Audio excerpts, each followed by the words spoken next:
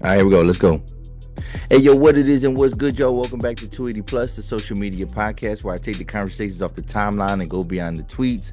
I'm your host, Los Def, and I'm back here for episode 189 of the platform. Yes, I'm back here solo. And if you are brand new to the channel, I need you to hit that. I need you to hit that subscribe button, hit that bell for notifications. If you're returning, I need you to hit that like button, leave a comment, share the content. Also, if you're brand new, share the content with whoever you may think is interested in what I'm talking about today. So today we got a lot to cover. We got a lot to cover today. Um, our main topics, we're definitely going to be talking about Kanye West, and we're going to talk about his latest shenanigans and what he kind of got going on, especially with his viral song or the snippet that dropped of the song called Cousins, right? And just the disturbing history behind that. But also, we're going to share some content that kind of relates to that as well. And Kanye kind of speaking about this situation and just maybe some parallels we're going to draw from that. And then we're going to talk about the shakedown, the Shannon Sharpe shakedown, right? The alleged shakedown and everything that he has going on. So this is something that obviously when it first came to light, wanted to talk about it, but it was still one of those things where it was like, all right, we still got to wait and see because there were so many different moving parts. And we're going to kind of talk about the latest developments and where we stand right now. And then because there's a lot of different things that are coming on. So we're going to talk about the commentary of it, the reactions of it, but also maybe some motive. And then just also some people chiming in and you know, we're going to share some of their reactions to what kind of transpired there. But before we get into those main topics, we are going to talk about some different social media content that just kind of caught my attention, and we're gonna react to some things from Instagram, even Twitter, as it relates to Kanye West. And some of that stuff has to do with culture. Some of it has to do with I'm kind of going through like dog fever right now. Don't tell nobody. Don't say it too loud because I don't think I want a dog. But like just the logic that has to go with that goes with that. And it kind of relates to culture a little bit because you know you're gonna see how certain people react to those animals as to other people, and then we're gonna chime in about the latest with Ari Lennox and her desire to leave her label and go independent and just kind of the aftermath of that. So that's how we're gonna start the show with our reactions, and then we're gonna get into the Kanye West and then the Shannon Sharpe stuff. All right. So all right. Yeah, let's get started. So right now, man, the country, you're right, we going through some shifts right now. We're going through a cultural shift right now. And you know, and we don't really know the implications of it. We don't know what's gonna happen. But what better is no better time to learn about culture and like the history of certain things than there is now because here's the thing, when people say like, you know, if we don't intervene, you know, history will repeat itself. And I think a lot of people really overlook that statement and they kind of downplay it a little bit and they make it seem like oh no, history doesn't repeat itself. It's people.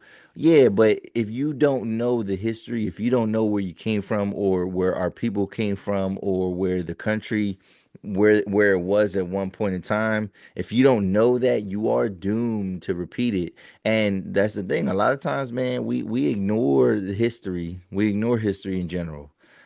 You know, if you ask anybody, you know, to recollect, you know, certain facts about our history, you're gonna see a lot of people have a lot of holes in their knowledge, and it's almost like yeah, we're gaslighting each other. We're gaslighting each other, or one group or one side is gaslighting the other group and it's because you have some people that have like a major gap in their knowledge base and they don't understand that like no, this is the play, this is what happened before, this was the lead up to what happened, and now this is why we're here right now. So I know I'm going on a little bit of a tangent. It might not super and not what I'm going to share might not solely be related to that, but at the same time it still matters. It still matters. So let's get into it. So again, I'm going to share a clip about that has to talk that's talking about culture and kind of what is culture and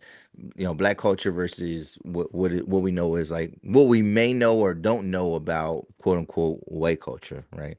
And so we're gonna add to that. So let's take a look here. All right, so we got this video ready to go. This is a content creator that goes by DaysOnSpam. DaysOnSpam. So I like some of the stuff that he drops. I don't even know if I follow him necessarily, but definitely some cool perspectives that he gets into. So here, this is what it says. He's kind of reacting to something as well. It says we should effing nuke. Oh, we should effing nuke this website, man. What the F is going on lately? So it says white culture versus black culture. And then here somebody's saying blacks never built anything, white culture is superior. And then this was like kind of like a funny meme. It says you people don't season food. And it says sorry, we've been busy. And then it's showing like all these different inventions, right? So let's take a look here what he got to say about this, and let's talk about it. What happened to Twitter, where it's the most racist place on earth. But anyway, the topic of this video is white culture and black culture. And I just want to start off the video by saying something pretty controversial. There is no such thing as white culture. I'm sorry to say it. And before the white people get mad saying, what do you mean there's no white culture? We got the Colosseums and the blah, blah, blah, blah, blah, blah. No, no. Okay, let me explain why. There's Anglo-Saxon culture, English culture. We got Scandinavian culture, you know what I mean? The Spaniards and all that good stuff. We got that. We got those individual cultures. There's no such thing as white culture. The reason why black people can say there's black culture is there's black American culture. As far as we know, because of the slave trade, we don't know where we originate from. So our origin is the origin of this country, unfortunately, right? So being black American happened at whenever we got put here on them slave ships, right? We have black culture. We have a collective culture because we've all gone through the same things. No matter if we was picked up, no matter where we was picked up in Africa, once we got here, we went through the same thing. All of us. White people can't say the same. The Vikings can't say they was going through the same thing as the Anglo-Saxons because they don't have the same culture, That's the facts. same religions, gods, architecture, none of it. Okay? There's European culture even. There's no such thing as white culture. What's white culture? 'Cause if I'm not mistaken, Italians weren't even considered white until later in like the 1900s somewhere. They didn't consider Italians white. What is white culture? I don't know what happened to Twitter, where it's the most. Yeah, so yeah, I'm feeling what he's saying. I'm feeling what he's saying. But I am gonna chime in and just maybe play devil's advocate a little bit here. But yes, the first thing that he's talked about was the fact that like he don't know when Twitter became the most racist place ever. And yes, and well, it became the most racist place, I would say, when Elon Musk decided to purchase Twitter, and he decided, oh, you know what, we're gonna get rid of it's so fake, man. We're gonna get rid of all the guardrails and it's free speech for everybody, but then there's still some censorship. But then I still don't think it's okay to just let like racist people say crazy things. So like I use Twitter a lot less, and obviously it's X now. So I use it a lot less. Remember, this platform started out Twitter inspired, right? This was a Twitter based platform. And it's crazy because I don't use the platform as much. But anytime I go into anything that's semi-political, just start reading, and you're gonna see the most racist stuff that you've ever seen. Like it's really, yeah, it's a lot of that like superiority. It's a lot of you'll see a lot of white males talking like saying the stereotypical phrases like using like monkey and just saying all type of like just off-putting wild things that that it's one of those things where it's like, yo, you are definitely protected behind the screen. And a lot of times these pages, they don't have like profile pictures and things like that. I don't use my actual likeness on my in my profile image, right? But obviously if you click on my stuff, you'll see my face. But yeah, I don't lead with my face. But there's a lot of people, these are faceless channels, completely faceless pages, and they saying the craziest things. So right there. When did it become the most racist? I would say whenever Elon Musk decided to buy Twitter, that's when it got the most racist. But yes, and this has always been this has been a debate, in a lot of my adulthood where there's this disdain for black culture, and there's a lot of people that say black Americans don't have culture, and sometimes it comes from other black people in the diaspora, right? So like we have when we have like Jamaican people or maybe even Haitian people or even people from different cultures in Africa, they make this like they put their nose up to black Americans, and they say stuff like that, like, oh, there's no such thing as black American culture, there's no culture. No, we have culture, we definitely have culture. Now we have a fractured history, right? We have a big gap, and we got a lot of holes in our history because we don't know exactly where we came from. Most of the people, when you see all these black people with common last names like your Smiths and Johnsons and all that type of stuff, right? All those names come from like is based on like a certain job that these people have done at some point in time, and then they flip it, or they take the last names of their former owners, right, or of their slave masters, or they just decide like I'm just gonna make up my own thing, right? So free, like if your last name is Freeman, right, and you're black, it's because down the line your ancestor decided, yo, I'm a free man, so that's my name now. I'm Louis Freeman, right? Louis Freeman, right? I'm whatever name I'm trying to use, like names that are kind of like universal, but Stephen Freeman, you know what I'm saying? Charles Freeman, they use different words and different phrases like that. So no, black people definitely have culture. We lack like our own ancient history and like direct ties to that history, but like no, we have a lot of culture here, from our music, and we definitely have culture because we have seen all these different groups appropriate our culture. When it comes to music, you think about all the major genres of music today, they all came from black Americans, right? So we're talking about the blues, we're talking about rock and roll, we're talking about country music, obviously rhythm and blues, gospel, and obviously the biggest one would be hip hop, rap, disco. Disco is something that disco is really R&B, and that was originated by black people. Now, I think white Americans, white culture might be like some heavy metal, it might be punk rock and things like that.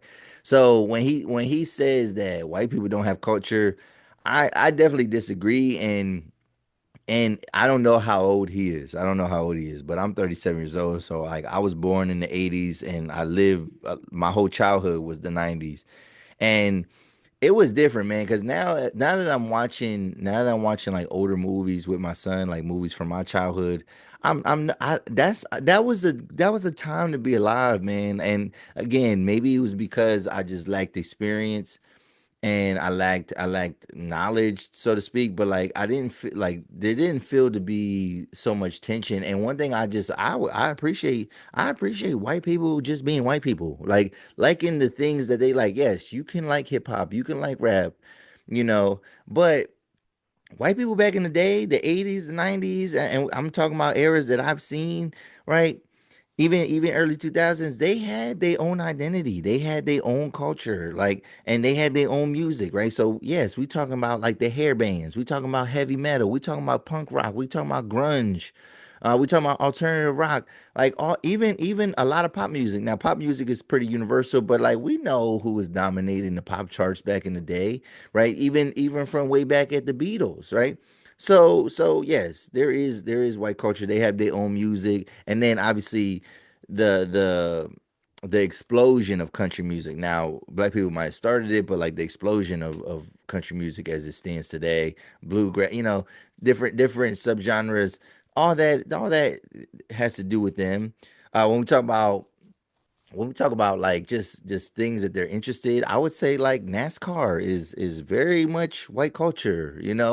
hunting, anything that has to do with like outdoorsy stuff, I would say, nah, I don't want to get into farming because obviously there's a dark history when it comes to that, right? But no, I definitely think they have their own music, they have their own foods, right? I live in Pennsylvania, so we know, Pennsylvania wasn't a slave state, right? It was, it was ran by the Quakers, right? Which were like, what we might see as Amish and Mennonite people today, right? And they did not have chattel slaves. And so there's culture here. So we have, like, when it comes to food, there's like Pennsylvania Dutch cooking. I would say I had this whole thing about American cuisine is the best cuisine. Like, so we talking about barbecue, right? That had to originate somewhere. I don't know if that was black people or white people, but I would say that's something that we all share together. And a lot of different just mainstream foods.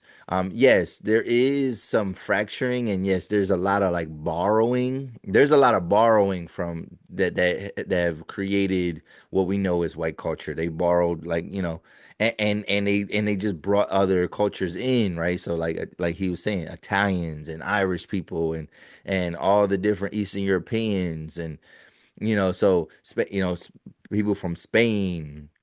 um so they've adopted all those cultures, but then they kind of made those things their own as well. So yes, I do think there is white culture. But if anybody was to say that black people don't have culture, you're just dumb. You're just dumb. Like, when it comes to food, when it comes to music, when it comes to even just the works that we've created, whether it's books that we've read, that we've written, um, in the world of acting, in poetry, like we definitely have culture. But I would say that white people also have some sort of culture as well.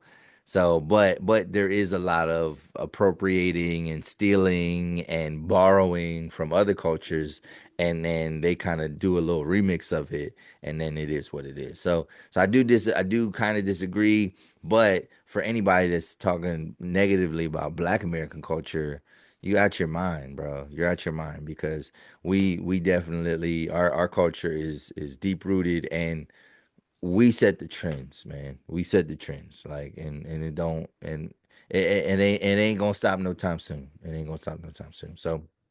Um so yeah, what do you think about that? What do you think about that? Do you agree with the original content creator, or do you see where I'm coming from? Leave a comment below, join the conversation, and then we can hash it out. We can talk about it. All right.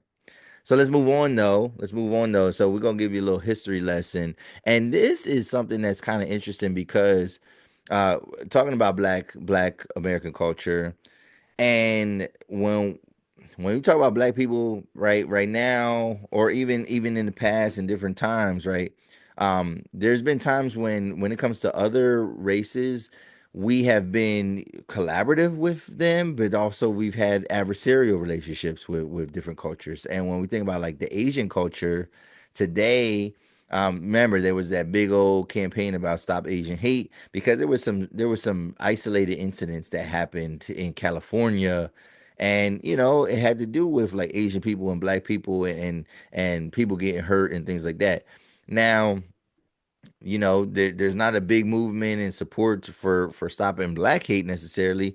And what we know a lot of times, though, especially if you live in big cities, is that there's a lot of Asian people that have been intolerant towards black people over time. However, based on what I'm seeing in this video that I'm going to share, that wasn't always the case. There was a time when there was a little bit more harmony between our races, and some of it has to do with proximity, but also it has to do with some of it has to do with money. Sometimes business is just business, but there was some collaboration there. And when you hear this lady talk, when you see this lady, it's gonna kind of blow your mind a little bit, because you probably never seen an Asian woman like this before, right?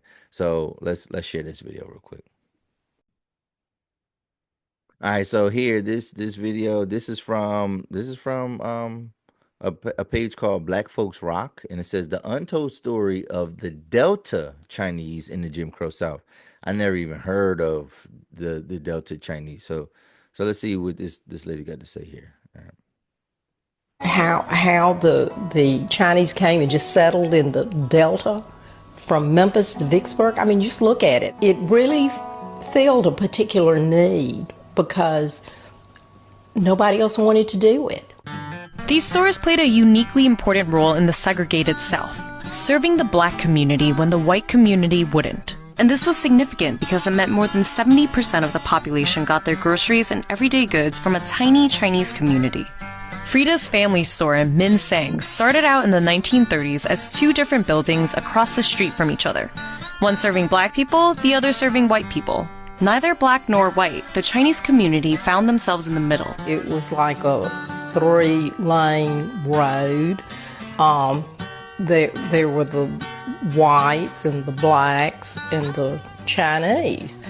We all stayed in our lanes and we were fine until we crossed over.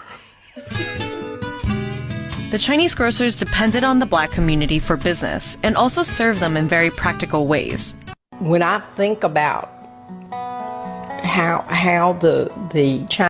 Okay, so yeah, so it was a quick little video. I don't think there's more off that. I didn't know if this was a carousel or not. So first off, I've never heard an Asian woman sound like that. I never heard an Asian woman with a deep South accent. I guess we're gonna call it the Mississippi Delta accent. So yeah, man, that I think that's a nice thing. I think that's a commendable thing.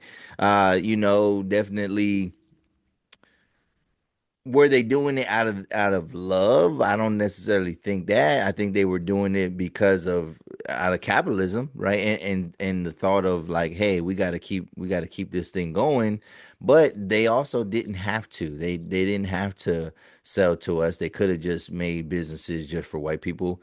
But yeah, it seemed like it was something that was mutually. I think there was a transactional relationship, and it was mutually beneficial.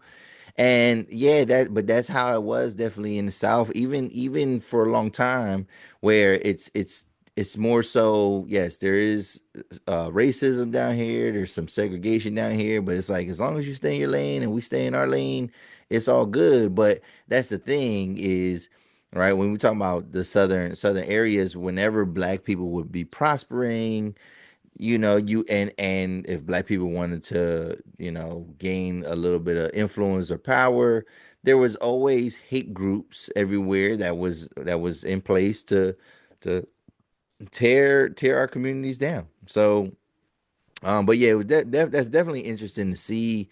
Like I said, like when the stereotype, if you think about, go to any of your big cities today, right, that have like, large black populations, there's a lot of Asian businesses, whether they're Chinese little restaurants or if they're like hair stores or nail salons. And so yeah, they have been servicing our communities, but there's also a component where they don't really rock with us and they don't really mess with us like that. And there have been some racist elements as well. But it's good to know that, there were some people at one point in time, like it wasn't always the case, and maybe other Asian people that were Chinese people that were coming over, they were just looking for those opportunities. Now, that's the controversial thing though, is where and this is something that I've learned to know, but I don't know how true it is. But what I was always taught was that the reason why there is all these foreign owned businesses in the hood is because, right, these people, they come from different cultures, different countries.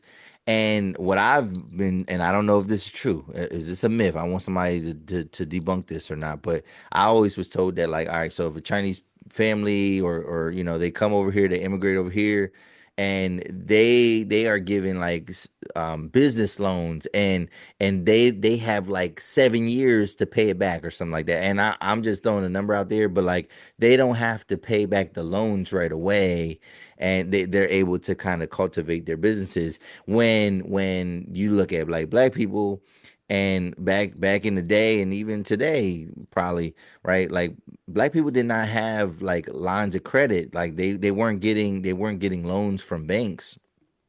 So we didn't have those opportunities to create businesses at the same rate. And if we did create those businesses, because there's not some international stipulation, we have to pay on day one, so to speak, or month one. We have to pay our stuff back, as opposed to getting this cushion to fail and to grow and to learn. We don't get that cushion. We have to pay that money back ASAP, as opposed to people from foreign countries coming over here and having a set amount of time, or a cushion, or a window of time, a larger window of time, to have to start paying those loans back. Now, again, I'm a grown man. I don't even know if that's even true, but like that's what I've always heard. I always heard that, like, yeah, oh, the Arab people here, they got this, well, because they come over here because they don't got to pay taxes on their business. They don't got to pay these loans back. And I don't know if that's true or not. And maybe that's why we have so much hate for like immigration now, because maybe that's something that's always been in the zeitgeist of what we know our country to be. And if that's something that, again, if you don't know your history, you don't know if you're repeating or if you can learn from something. But like maybe people have this knowledge base that, like, yeah, yeah, foreign people don't pay taxes. So then they think that these migrant workers that are getting paid, I guess, yeah, if you're getting paid under the table, I mean, you're probably not paying taxes. But like some of these other people that have green cards and stuff like that, that are allowed to be here, right? Everybody's not illegal, right? But those people that have like documentation, the people that are seeking asylum have documentation. Those people are taxpayers. Those people definitely pay taxes. Like, this, not no ifs, ands, or buts about it. But yes, the migrant worker that might not, that's undocumented, or maybe their visa ran out and then they're getting paid on the table. Those are the ones that they're paying sales tax whenever they got to buy something. They're paying sales tax, but that income tax. But also that falls on the businesses too. The businesses are not paying, or they're not paying a payroll tax either. They're not paying their taxes for these workers. So like, who's to blame here? It would be the company. It wouldn't be the people that are the low level workers that are trying to make a living. It would be the business owners that know what they're doing and hiring cheap labor that doesn't have to be reported. Duh. You know what I mean? So I don't know. I don't know. But yeah, I thought that was like an interesting little snippet of history there. But what do you think? What do you think? What do you think? All right, let's move on. I told you, man. So I didn't even get into like a whole intro today, like about like just different stuff. But so, oh my God, right now, and it's actually been a little while. I talk about me not having pets, and I'm not really a pet person. And when I say that, I mean like being responsible and owning a pet. Now, I have a lot of my friends and family that have cats, right? My mom has cat. My dad and his wife, they have two cats. I got, man, my homie, he had four cats at one point in time. I mean, and I disagree with some of that methods, but they had four cats at one time. I think they have three cats now because I think one cat passed away. I think they got way more cats than they need to have cats. I don't even fuck with all them cats they got over there. One time I had a night where, I got a little bit too inebriated. I had to stay the night. I slept on the couch, right? And I woke up, I had a jean jacket on, right? I woke up and my jean jacket was damp, right? And I was like, what the hell? Like, what's this damn? And, what I mean, I'm in a deep sleep. I was out, whatever. Jacket damp. I take off my jacket. It got a smell to it. I put it together. Yo, one of this dude's cats peed on me, bro. One of the cats peed on me, man. And I had to get rid of that jean jacket. It was over. It was done. You know what I'm saying? So I don't really even rock with cats. But anyway, I love dogs. I do love dogs. I love to play with them. I love to see them. And like, yo, I've been bombarded with all this dog content on my Instagram feed, right? So I have a little bit of a dog fever, and I'm watching all these videos, and I think these dogs are cute and they're funny, and like they're way, like, cats are cool. Actually, I didn't always like cats. I think they're actually pretty cool. But like dogs, they're so expressive, and like you do be feeling like you can talk to them, and they can communicate back with you, even though we know that's not real, but it feels like you can, right? So, um, so speaking of dog fever, right? I do take issue though, and we talk about white culture, right? So one thing I think is a part of white culture is dog rearing, right? Like being dog parents is that's a white people thing. Like and I do see black people starting to adopt those things and those attitudes, but that's not how we always used to live, man. That's not how we used to live. I said this on the podcast before that, like, yo, there was a such thing. There was outside dogs and inside dogs when I was growing up, right? I was actually in my mom's neighborhood, and there's an outside dog. There's a dog that don't go inside the house ever. And I'm like, yeah, that's how it used to be. But now people are like, they're not dog owners anymore. People are dog parents. People are dog parents. But this video is kind of funny, and it might change your perspective. And think about having kids, right? Think about people that have kids. You might want to follow what this guy's saying because he's saying that there's an order in which you're supposed to do that. So let's check it out. Let's see what he's talking about here. All right, so let's see what this guy has to say about dogs and parenting. And I think some people need to take some notes. So let's see what he got to say here. You a dog into kids cannot do that order, because if you do that order after you have the kids, you hate your dog. This is so controversial. I feel everybody's freaking out. I don't hate my dog. Yeah, he had to preface that because that's a no-no. You cannot say that you hate your dog. Like, can't say it out loud. People come take your dog. But also, I do, but I think maybe so I don't know for sure. Maybe I just have not the world's greatest dog. Maybe I don't have Or here's the other thing. Maybe I just have amazing kids. And so it's like, Ooh. by comparison, I'm like, oh, this dog. Boo. What happens is you get the dog first, and then you have all this like parent energy that you're building up, and you start putting it into this dog, and you're like, oh my gosh, what are you gonna be for Halloween? I have people's numbers in my phone that are friends of my dog. My dog. That's weird. That's mad weird. See, yeah, and we gotta stop that. Dog's friends' parents' numbers are in my phone. That's not how dog life used to be. 30 years ago, dogs didn't have the best friend. You're being a parent of a dog, and then all of a sudden, you have a real baby, and you're like, Oh. I don't even, like, this is an animal. What? And so you have, like, you're like good at parenting because you've been practicing on the dog. Well, let's do that. But then the dog is like, give me, ruff, ruff. And it has all of these wacky needs that are not dog needs. Because I have a cockapoo, so it's barely even a dog. It's like an Ewok. He fakes injuries. So like he'll pretend his back is thrown out. So we'll give him CBD. This is 100% true. We had to buy him special stairs to get on the bed. He didn't even need them. He eats poop. What? You know what I mean? You can't do that. You cannot. Yes. So I think again, I think a lot of dog parents, they should be just dog owners, but dog parents, I think they need to take some notes here. And I will argue you down like it's nobody's business if you sitting here telling me that being a dog parent or owning a pet is anywhere remotely close to being a real life parent, right? And I get into those debates and arguments with people all the time, and it's not the same. There's almost nothing to compare to. What you're doing is when you think that it's similar and you talk about like, oh, this and that, whatever. No, you're not talking about. No, it's not the same. It's not the same at all. What you're doing is you're raising your dog to be more human. Like you are giving human nurturing traits and abilities and things like that, skills.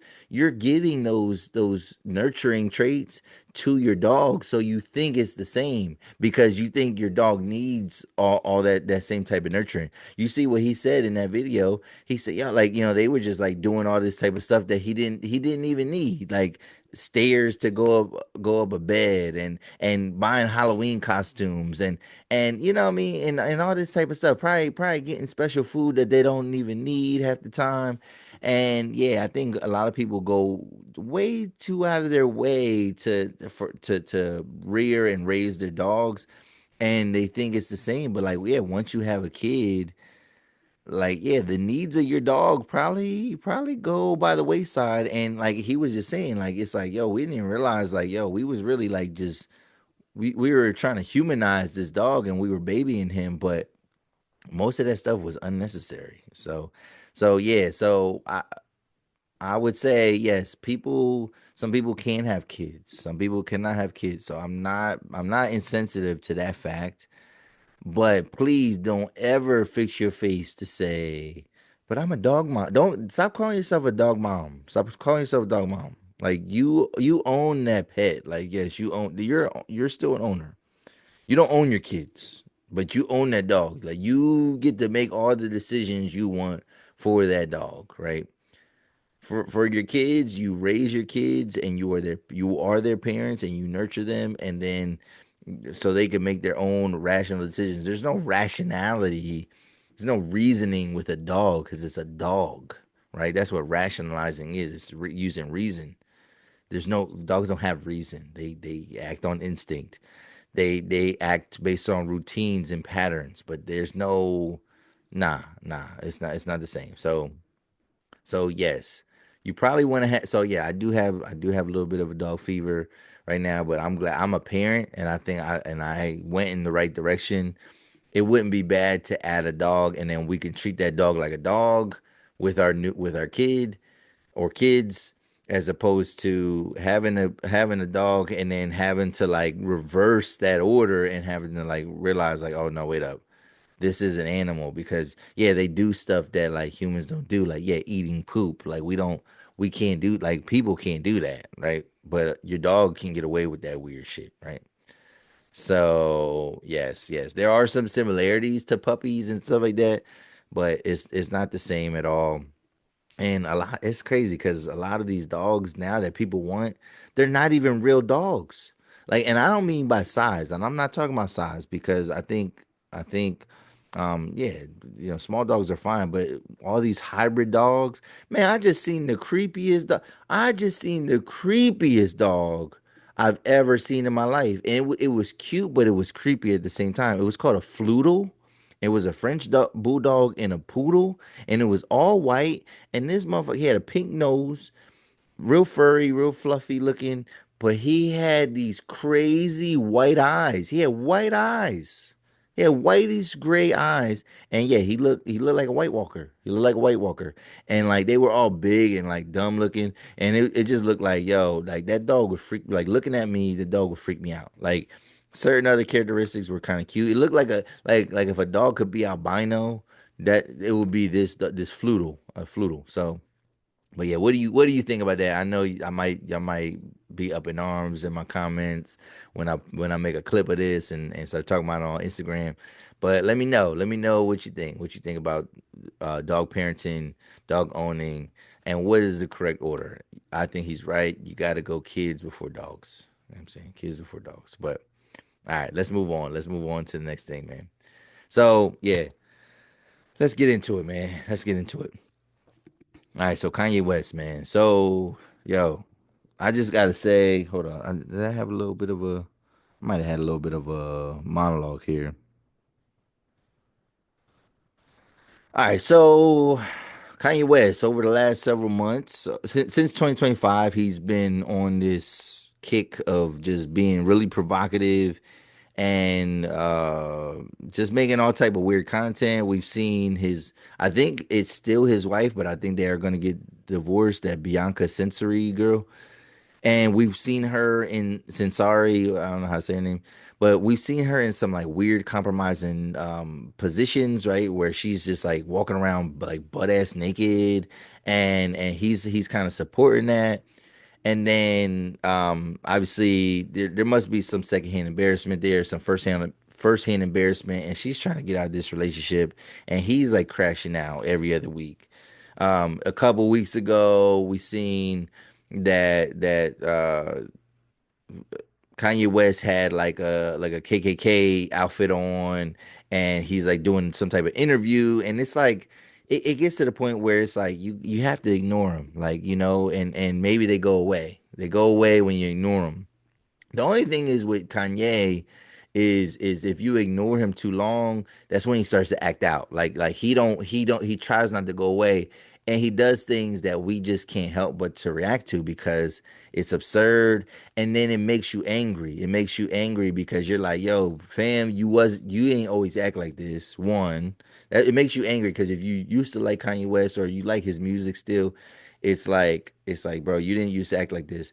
And like liking his music or not liking his music is kind of different than other people that we may have canceled because Kanye West has not committed any crimes. He's just weird. He's just really weird. And yeah, I think he might have some abusive tendencies to an extent. I think he has some like harmful tendencies.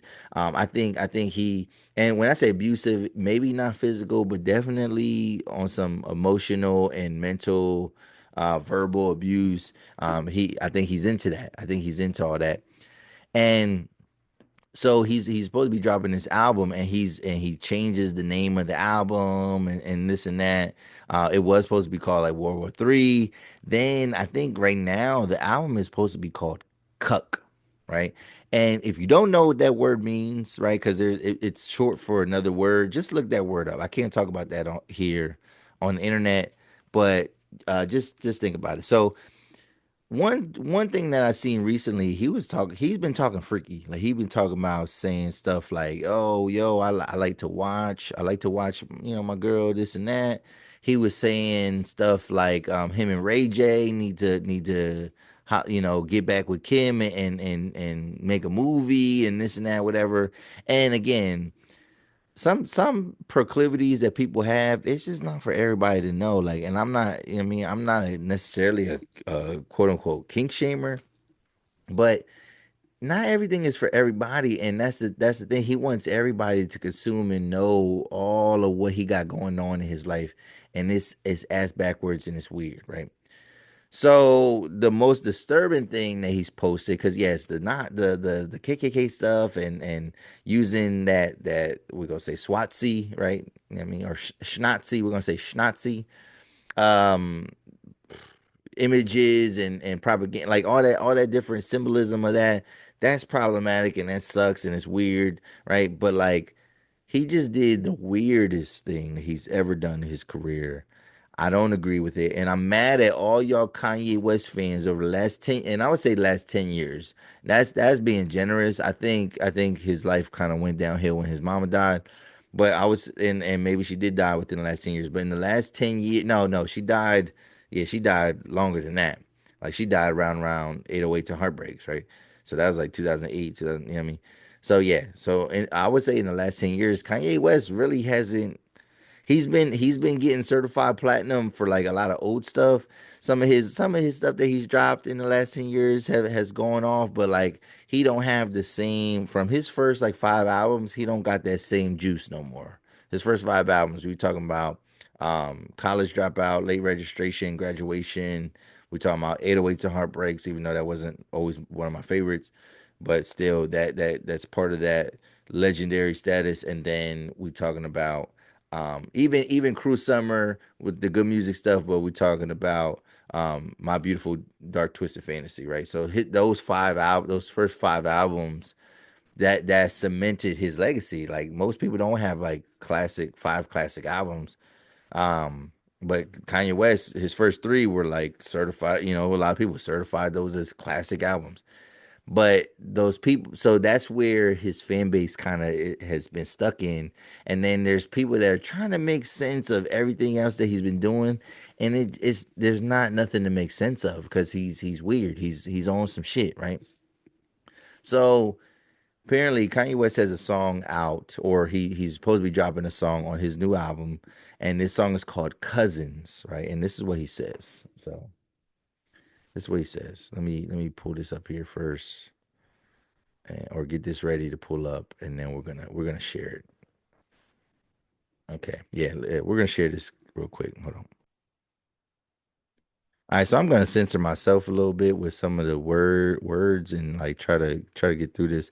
So he says here, this song is called Cousins, about my cousin that's locked in jail for life for killing a pregnant lady a few years after I told him we wouldn't look at dirty magazines together anymore. Perhaps in my self-centered mess, I felt it was my fault that I showed him those dirty magazines when he was 6, and then we acted out what we saw. My dad had Playboy magazines, but the magazines I found in the top of my mom's closet were different. My name is Ye, and I sucked my cousin's blank till I was 14. I can't even say word. I can't even say a sentence like that without like needing to pause, and you know what I'm saying.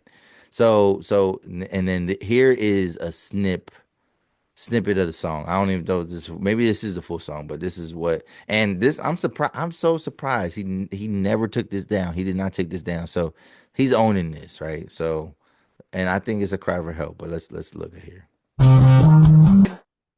Yuck. Yuck. Yuck. Yuck. Yuck. Yuck. Yuck. Like I ain't got time for this shit, man. Like I hate all you Kanye West fans that still find like some type of genius behind this. I don't want y'all telling me that, oh, I didn't get it. I don't want y'all to make excuses for this man. I don't want y'all to tell me that, oh, this is a marketing plan. I don't want you to tell me nothing like that, right? I don't want you to even I don't even want you to feel sorry for this dude, right? Because one thing that I've seen the comments, and yeah, there was a lot of people. More people were shocked and grossed out and appalled. More people than anything. But then you did see, and who knows, maybe they're bots. But you did see people. There were still quite a number of people that was on some like, oh, he's a genius, and oh, you just don't get it, or how can you blame him, or how can you be mad at him, and oh, he's just speaking his truth. So that's the thing, man. When you talk about he definitely needs a mental health evaluation, and I mean, we don't. It's fine. He don't want to be on medicine. Maybe he don't gotta be on medicine, but he needs to be helped out because this man is far too far gone. He's way too far gone. He ain't living on this planet no more. And that's the thing, man. When people suffer from certain types of mental illnesses, the problem that they have is that they don't know when to like it's good to maybe share with your therapist and things like that, but they don't know when to stop sharing or what is too much and what's not too much. That is like he admitted to a crime, right? Because the relationship was incestuous, right, in nature. But also what we found out was that, all right, so he said he stopped doing that when he was 14. Well, his cousin was younger than him, right? His cousin is like 5 years younger than him. So I mean, Kanye West seen these magazines at age 6, right? And then I mean, who knows when he started doing these different type of things, but he definitely was doing these things to a younger relative of his, and it was going unlooked, it was going unchecked, nobody knew that he was doing these things, and that's problematic, that's weird, that's crazy, that's gross. But let's play another little video, and where he's talking about his cousin, and see what he has to say about that. Let's see what he has to say about that. All right, so this is obviously the page, the culture's ours, but this is Kanye talking about that cousin that he was mentioning in the song. There you go. My cousin is locked up for murder, and I love him. I saw he did a bad thing, but I still love him. High school be like, yo, you acting like a fat. You acting like, dawg, you gay? And I used to deal with that when I was in high school.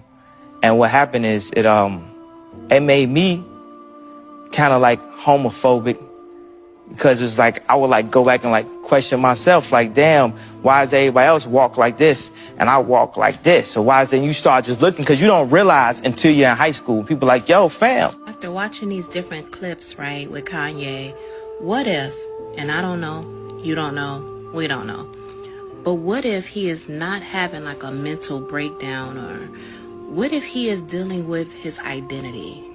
What if he really is like attracted to men, but he can't come out and say it because he feel like he's going to be ridiculed by the media? What if all he ever wanted was to walk in his truth? He came out, 2 weeks ago and said that he found out his mom was, with other women and things like that. What if all he want is to walk in his truth? Yeah, no, I don't know. My cousin. All right.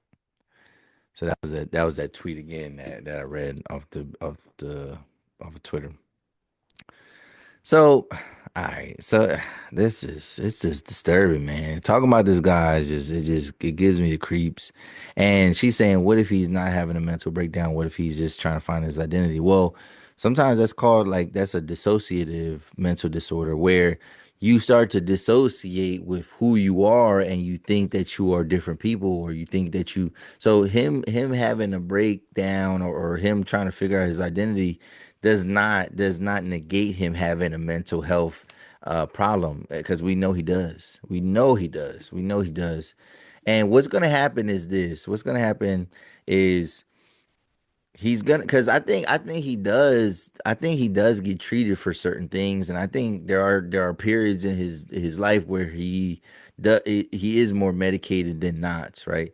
So what's gonna happen is in a couple months, maybe a year or two, he's gonna have some type of exclusive interview on one of these really popular platforms, right? Like, so he had two like memorable interviews on Drink Champs, right? So he's gonna go to a big platform like that, whatever that platform is, and he's gonna tell us something about, yeah, you don't even know, they made me say this, it was a public humiliation ritual, and he's gonna start pointing the finger at everything. So because what happens is when he is in a medicated state, or when he is sounding like a little bit more lucid, it sounds like some of the stuff kind of sounds like it's making sense, but like he's never taken accountability for what he's done. It's always about somebody doing something to him, or making him do something that he didn't want to do. It's never this like full on transparent moment where he's talking about his part in it. It's always like some type of secret enemy, or anonymous enemy, or some entity that he can't talk about, that's some force that's going up against him, and he's going up against that force, and so he plays the victim, and then people eat it up because yeah, he'll have moments where he does sound kind of normal, and we just eat it up and we just go with it. But like, no, he's crying for help. He's crying for help, and we don't even realize it. We just think it's just Kanye being Kanye. But like, no, bro, he needs some help, man. So what do you think? What do you think? Hopefully, again, I told myself before I was gonna stop talking about him. I think this was a little bit, man. This channel, or this episode might not even like, I might not even be able to advertise it with some of the stuff that we're talking about. And thank you, Kanye, if that's the case. But yeah, wildin'. What do you think? Um, please do not support that album. Please do not go out and get that, man. And do not infantilize this man and make him seem like a victim. Please don't do that. That's not gonna help nobody or anything. All right. But what do you think, man? Leave a comment below. What do you think about Kanye's new song, his new album coming out, and just his general mental state? What do you think, man? Chime in the comment section. Let us know what you think. All right. All right. So before we start talking about Shannon Sharpe and the shakedown and everything that he got going on, let's talk about not lighter note, but let's talk about Ari Lennox, right? So she just put some stuff out where she's talking about her label and not being happy being signed to a label, and wanting to kind of go independent now at this point in her career. So let's see what she's talking about, and then we'll chime in. Hold on one second. All right, so I don't know if you can see here. It says Ari Lennox reportedly exits Dreamville Records. All right, Ari Lennox reportedly exits Dreamville Records. It says here, Ari Lennox is in her soft girl era and has made a change in her career, according to TMZ TV. The singer has reportedly left J. Cole's label Dreamville. If you recall, Ari shared an 18-minute audio last October expressing what she wanted out of her record deal with Interscope/Dreamville. The singer says she loves making music but can't take the industry's business side. She said, uh, hold on, I lost my place. She felt ignored and claims that she's being neglected as an artist in things such as marketing. Reports state that Ari is no longer on the Dreamville roster but will proceed on Interscope, which is solely credited for her new single. While her time with Dreamville has ended, the split was reportedly amicable between both parties. Okay. Let's see. Where's the issue with her situation is her records weren't okay. This is a comment. And this is Jolito. He's on my show before. She says, unfortunately, the issue with her situation is her records weren't good enough.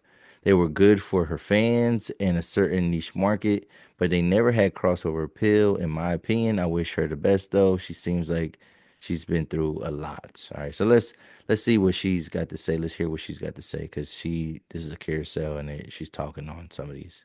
Do things the right way and no one takes me seriously. And so we're here, right? We're here. We're on social media again because no one takes me seriously. I told management I didn't want this recent video to come out because I'm tired of people treating me like I'm the face of mental health and that I'm tired of people treating me like they're so sorry for me. Like I'm a human being who has just been very transparent about my life. And it is just weird how everyone it just gets really agitating being treated. The whole point of the Smoke video was to take back, like, just fucked up. The whole point of this album was to take back, like, every negative thing. I don't know what else to do. Like, I try to do things the right way and no one takes me seriously. And so we're here, right? We're here. We're on social media again because no one takes me seriously. People have said about me, and to try to own that and be like, fuck y'all. And there's nothing that I will ever be able to do to try to repair my reputation because at the end of the day, people are hell-bent on painting me as this insecure person who is just the face of mental health. It's not something I ever really wanted for myself, but it's like, it is what it is. Here we are, like, people come up to me and they're just like, hey, how you doing? Like, are you? And I'm like, yeah. And they're like, oh, wait, how you doing?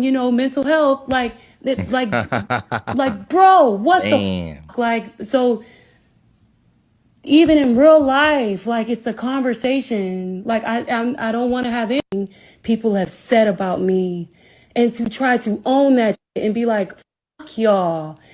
And there's nothing that I will ever be able to do to try to repair my reputation because at the end of the day, people are hell-bent on painting me as this insecure. Okay. And then it says Interscope and Dreamville have been playing with me all month, and I'm so exhausted. I'm so tired of people treating me like they're sorry for me and like I'm the face of mental health. I'm okay, and I've never been happier. What I don't like is being signed and lied to and manipulated.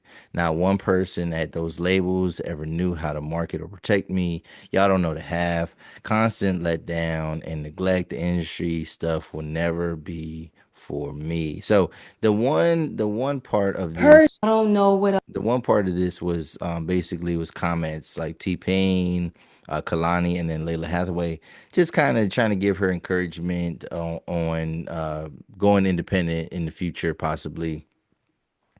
And that's the thing. I think with Ari Lennox, I think, yeah, man, like we are in a different era now of music we're in a different era of music now. So, and what I mean is just in the fact that like, most of the artists these days they kind of speak for themselves. They do their own PR and marketing and things like that, and it's good. It's good because now I think fans feel way more connected to artists than they ever have felt before.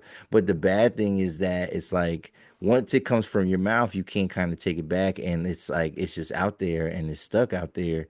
And yeah, it is hard to repair if you've already dug yourself a certain hole. So when it comes to Ari Lennox, right, like she definitely is a great singer. I think she's talented, but I've commented on her, whatever. Like even when she just talks, she sounds like she's whining. She sounds like she's crying. She sounds like she's upset, and like she don't do herself any favors. We seen even this happen to male artists too. Wale is not popular anymore because he was talking too much, right? And he was a complainer, and some people might say, I mean, even worse, they might say bitching and things like that. And although he's super talented, he might not ever be able to recover because we have that image and it became cool to hate on Wale. It's been kind of cool to like not take Ari Lennox serious. I think she does make exceptional music. I think she's a really good singer. She has a different sound. She's unique, right? But it's not like the old era, like where used to, every rap label used to have a singer signed to it, and then they would have that singer featured on a lot of their songs, and then they would be blowing up and they'd be doing their thing. Rap ain't the same no more. And J. Cole, he's obviously taking more of a backseat role. And nobody really know, like he has this Dreamville Fest, and I think they're consumed with doing all these other things, but like making music is not like his bread and butter anymore, right? So and even like the artists, like we do hear like artists from that label drop, but like it's not as consistent as it used to be, and maybe as it doesn't have to be, but like when the rock, like think about like Rockefeller when they was out, like these guys was dropping new albums every year, and then they had a cycle because you had all these different artists and they were dropping. And then even even G Unit was one of the best examples of it, where they wanted 50 Cent's second album, but like he was like, no, y'all gonna get Banks, y'all gonna get Yayo, y'all gonna get Game, and then all those artists, and then you're gonna get G Unit album, and all those artists benefited from that kind of rollout. And maybe 50's career kind of suffered a little bit, but he would then he started making those like kind of cookie cutter songs and things like that. But either way, music ain't the same no more, and just having a singer on a rap label used to be a big deal because that was like automatic hooks for all your artists. And but now it's like artists don't make music at the same frequency. And yeah, they've never marketed Ari Lennox well. And like I said, like these artists come out they're not on a year-to-year cycle no more. They're on a 3 to 5 year cycle, unfortunately. And that's where she's kind of stuck at. And but that's the same thing even with like talking about another Interscope imprint, like was TDE. Like that's the same thing with them. They do that to their artists. And I know SZA has complained about her situation too. So she's not the only one. She's just not on the same level, and she don't make the same kind of music that connects like SZA's music has connected, but in a similar boat to being somebody that has wanted to get off of their label that was primarily a rap label. So, but I don't know. What do you think? What do you think? Do you think is valid? Do you think she can make a career being independent, or I mean, is it time for Ari Lennox to kind of hang it up altogether? I don't know. Let me know in the comment section below. All right, so now what I mean, we're gonna talk about the Shay Shakedown, right? The Shay Shakedown. Yeah, the Shay Shakedown, right? And oh my God, the Shay Shakedown. Yes. So just a week ago, right? Like it was all good just a week ago. It was all good just a week ago. So just a week ago, I mean, Shannon Sharpe is probably living his best life. He is working at ESPN part time. He has two other platforms. He has like probably one of the more popular interview platforms, riveting interview platforms in Club Shay Shay. And then he does a fun little show with his boy, with one of his closest friends, and Chad Ochocinco when they do Nightcap. And he's getting all this notoriety, and he was so even after he left when he left FS1, and apparently he got like, and I don't think I realized this. I thought everything that he was doing was completely like independent. I think he owns like the rights to his show, but like Colin Cowherd was, you know, what I mean, gave him a deal, like gave him money to kind of get this going. Colin Cowherd was also another analyst that worked at FS1, and probably just seen the way stuff went down, and he was, lent a hand, said like, "Nah, Shannon, like I got you, man. You could do whatever you want. Let's create your platform," and that's what Shannon Sharpe has been doing. He's kind of focused on doing good interviews on Club Shay Shay and talking all walks of life. He's not even just talking to athletes. Yeah, he's talking to everybody. He's talking to entertainers. He's talking to entrepreneurs, comedians, singers, other athletes. He's talking to everybody. And then he gets to do this show with Chad Ochocinco where they talk a little bit about sports, and it's like an unfiltered talk about sports, so they can use any kind of language they want. But then they also just talking about, obviously they get a little bit personal and talking about their own lives and stuff like that. And Shannon Sharpe was on the verge of, he was about to sign $100 million podcast deal, which included, you know, Club Shay Shay and Nightcap, and he's on the verge of signing this. Everything's going well, and then it was earlier this week. He got hit with a $50 million lawsuit, a civil suit, might I say, and which involves a young lady. At the time, she was a Jane Doe, and she was suing him for $50 million, and she accused Shannon Sharpe of SA, and grape, right? And so a lot of us are just kind of like, what the heck? But she's being represented by Tony Busby, and we all know the name Tony Busby by now. So we all know Tony Busby because Tony Busby made the headlines because he represented a Jane Doe that was trying to convict and prosecute Jay-Z for a civil suit for something that didn't even happen, right? They end up debunking it.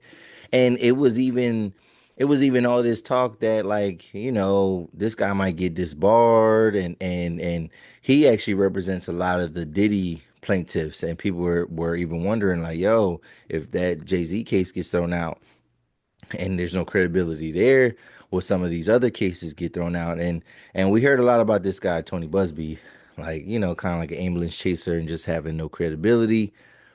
However, he has been successful in some civil cases.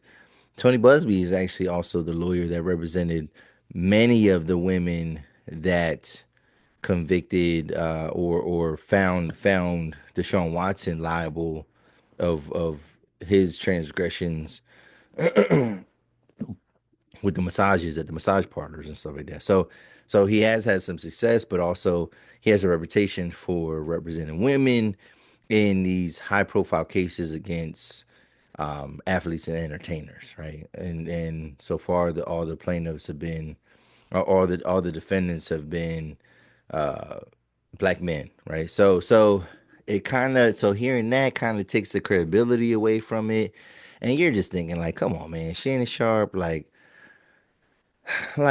is he on that type of time? And nah, I don't personally think he's on that type of time. Then Shannon Sharpe decides to just get aggressive, and he's adamant and trying to defend himself. And then so he starts putting out a lot of these text messages, and it's clear that him and this woman have a sexual relationship. to where they are into different types of kinky play. Some of it might involve BDSM. Some of it might have to do with, like, maybe some type of like negative talk, and like maybe some race play and things like that. Like they're into some stuff. It's clear, it's day, like that's what's happening.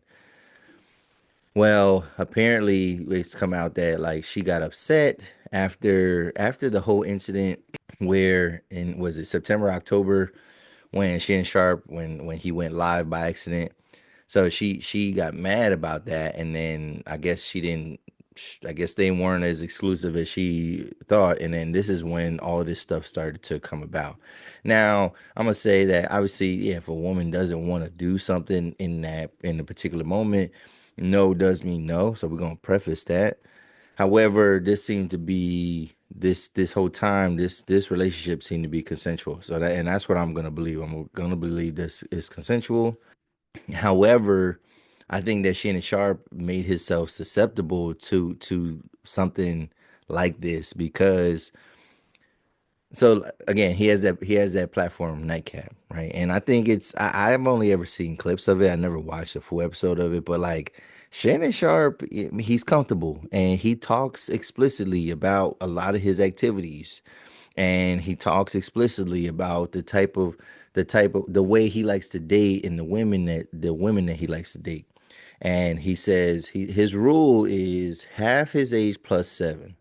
So if this man, just say he's 60, let's round up his age to 60. So half his age plus 7, so he should be going for like 37-year olds, right? I think he's 56, 57.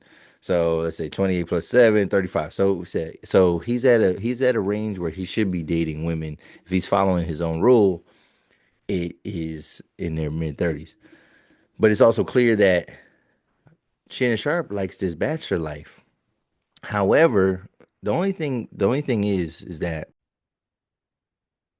the only problem with being so candid and things like that is that you open the door for you to be accused of some other things. So like he be on Nightcap and he be talking pretty explicitly about the type of women he likes, and that a lot of his relationships are sexual in nature.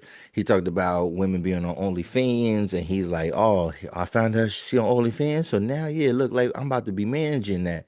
So some people might look at that as that's some pimp stuff, like, and I don't mean pimping like positive, like, oh, that's pimping. Like, no, like that's some real like prostitute pimp stuff. If you trying to manage a woman's OnlyFans career for a woman that's not even your woman, it's just a woman that you having fun with.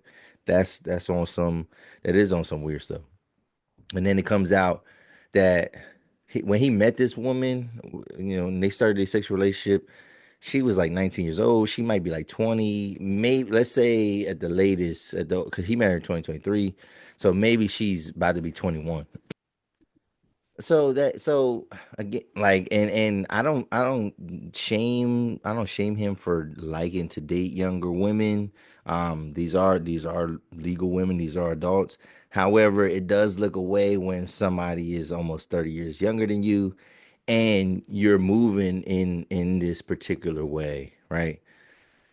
So to me, it seems like, yo, what he's into, if he just wants to have fun like that, like you gotta get in line like anybody else, and you have to put yourself in a place to protect yourself, but get in line in the sense of like, bro, if you paying for it, then pay for it. You know what I mean?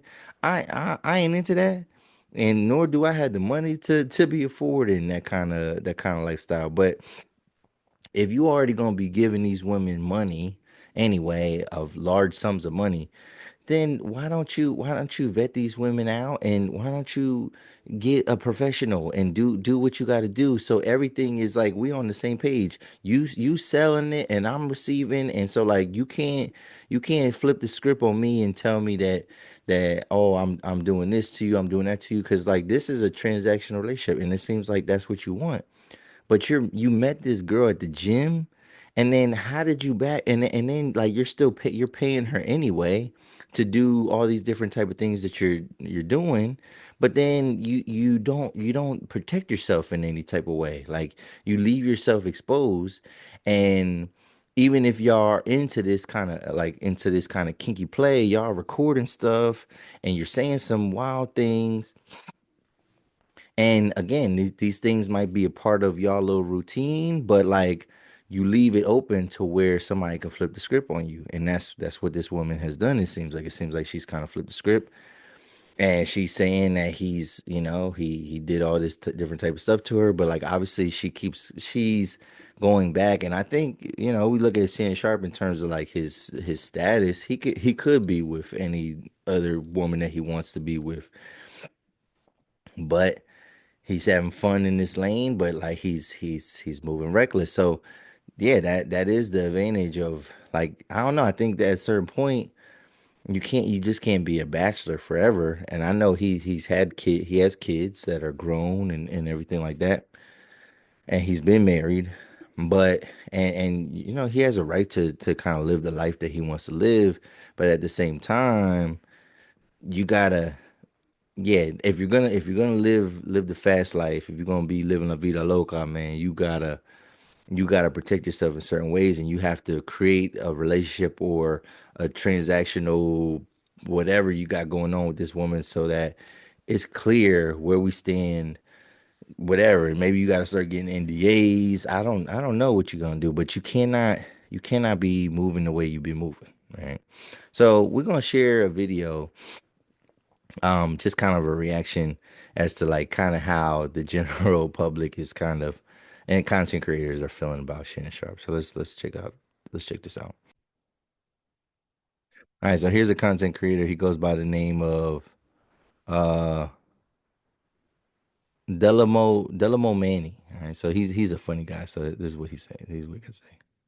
Shannon Sharpe, what you doing with that 19-year-old girl? Yes, 19, a teen. Dog, 19. You're blowing a .07 into the breathalyzer of pedophilias. Unk. Or should I say gramps? You're 57. 57. What you doing meeting girls at the gym? You need to be meeting women at the jazz lounge. Wearing fedoras, just like Anthony Hamilton. Not doing this. Matter of fact, Shannon Sharpe should have to meet up every day with Jonathan Majors and switch outfits. You can't wear Jordans no more. You can't. I'm sorry. I know you got a youthful personality. You're in great shape. You and Jonathan Majors meet up every day at the Grove in Los Angeles and switch outfits, okay? He's going to stop dressing like a 19th century claim jumper, and you gonna have to act your age, man, because this is too much, man. This coming from a place of love, Unc. Shannon Sharpe, what you doing with that 19-year-old girl? Yeah. So that's how some people feel. They feel like, yo, bro, you wilding, and I gotta say that, yeah, to an extent, he's definitely moving reckless. He's definitely living too fast and having too much fun, and not really, and kind of making himself a target, kind of making himself a mark to be susceptible to these type of things. And what makes matters worse is the fact that when before this stuff came out, you was willing to give this woman $10 million to throw it under, I mean, to just brush it under the rug, whatever. So a couple things are wrong with that. So one thing is like, it feels like an admission of guilt, right? Because you paying her off, but also it's like, bruh, what are you doing? You opening up the bank account, and she probably know your business, and she know you got a deal coming up. So yeah, she acting like she entitled to half of that. Now, so yeah, so it's a bad thing. It's like you should have been, if this seems, like I said, this seems to be like a transactional thing that should have been on the books already. You should have already been paying her for her services, as opposed to paying for her to say what you want her to say. And again, I do believe that this relationship, or this bond, whatever they got going on, is consensual, but it still looks away, because if y'all into some kinky stuff, she's flipping everything. She's able to flip it on you, and we all know it's not even like, even me saying that, that's not my burden to be able to prove anything. It's, can he prove it? It's, even if we believe, and it's plausible that it's a consensual relationship, does Shannon have enough evidence to prove that? Well, you already tried to pay her off, so like now we looking at you kind of funny. The other thing I was thinking about though with this, when it comes to, so right now this is a civil suit. However,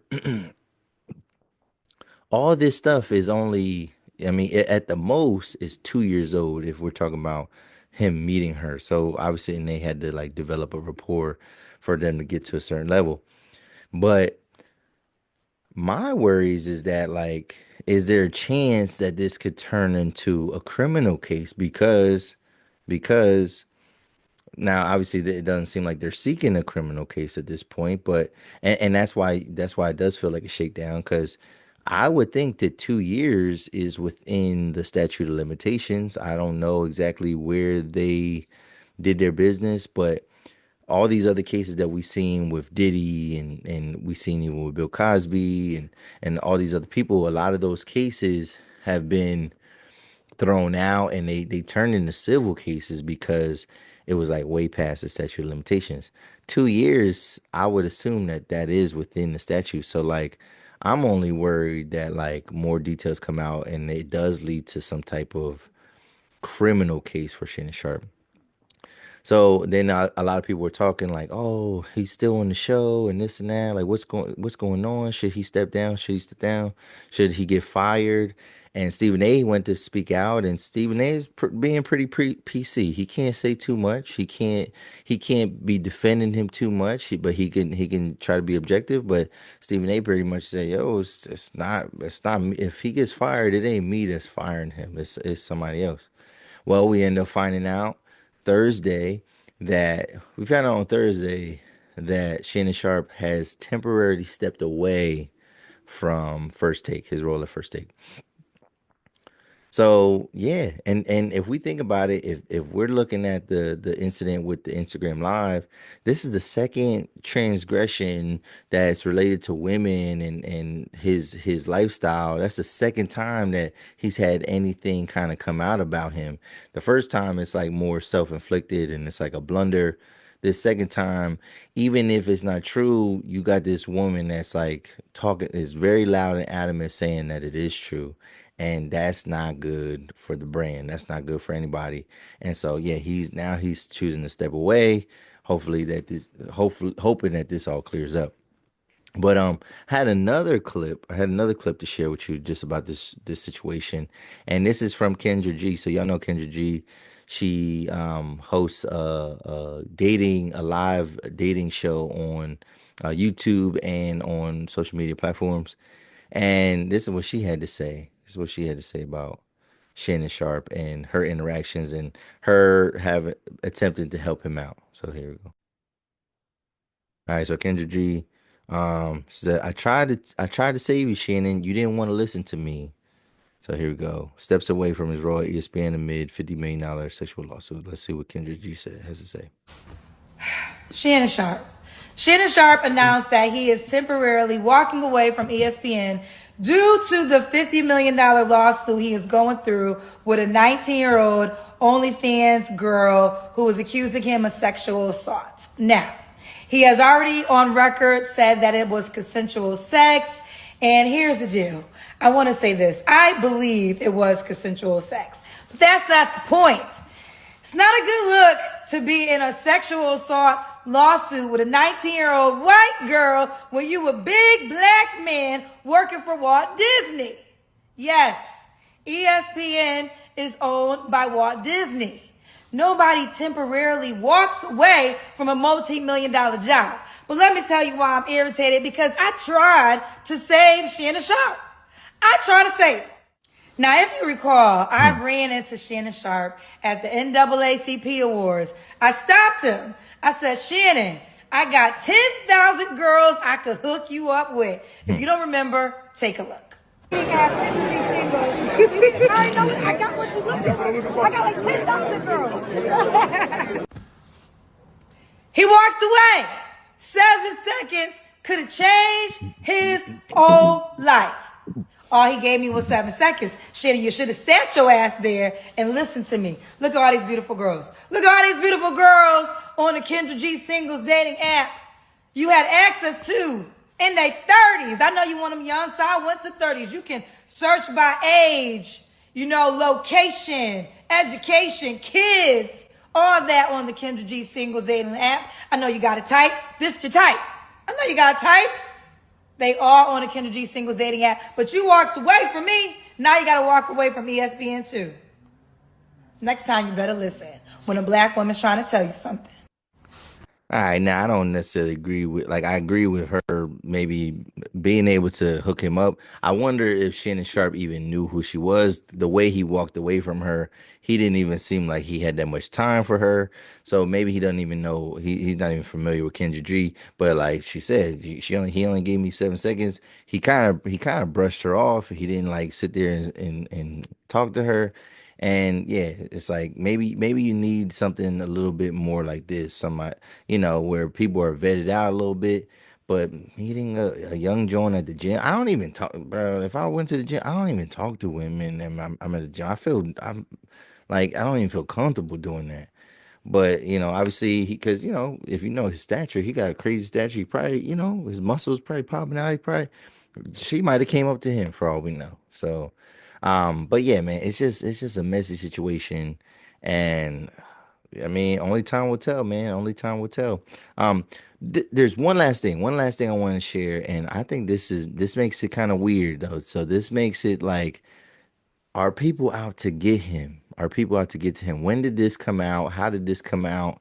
How did this, how did this gain so much steam? So let's take a look here. So this might be something that explains some more information here for us.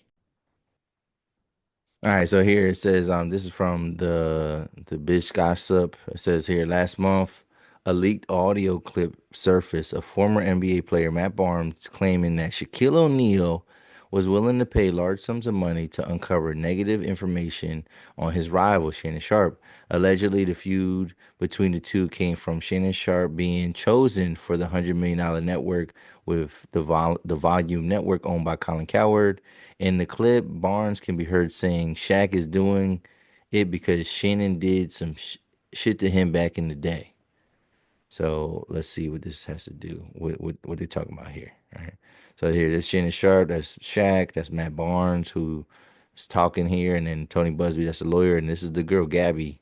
This is the woman in question here. So let's take a look here.